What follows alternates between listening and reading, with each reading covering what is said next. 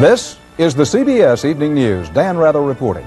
Good evening. Crackdown today on what may be a major money laundering source for mobsters in the U.S. Surprise, main suspects include a Yugoslav diplomat and a possible spy for the Soviet bloc.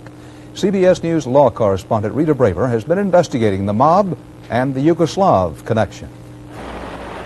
It was the accused money launderers who got taken to the cleaners today in a U.S. customs sting in which Yugoslavian government officials allegedly helped American criminal syndicates hide illegal funds.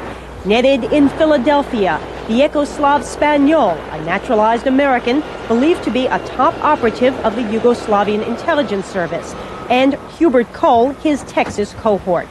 In Chicago, customs agents indicted the Yugoslavian consul general, Barudin Biedek, and in New York also indicted a major Yugoslavian bank and its chairman, Vinko Mir, arrested.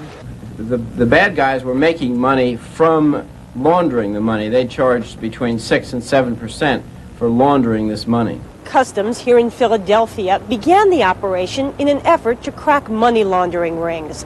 Undercover agents posing as local mobsters claimed they had large amounts of illegally earned cash to hide from the IRS.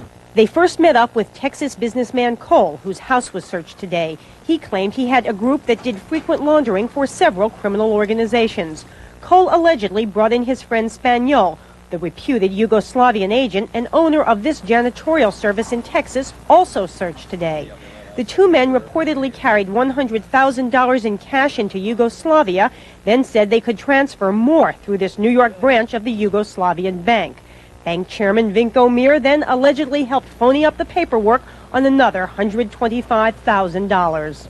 It's important that it be known that the government is prepared to indict those banks which don't follow that law and are knowing participants in money laundering schemes such as this one. But the customs agents were really shocked when Spaniol led them to his next helper, the Yugoslavian consul general in Chicago.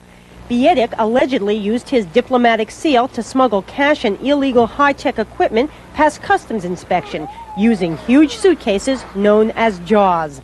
The money flew aboard Yugoslavian airliners from Chicago and was transferred into several Zagreb banks, then wired back to Philadelphia after the smuggling ring took a cut. As with any money laundering investigation, I think the important part is that this is only the beginning of an extended and complicated investigation. But customs may have cracked more than a money laundering operation.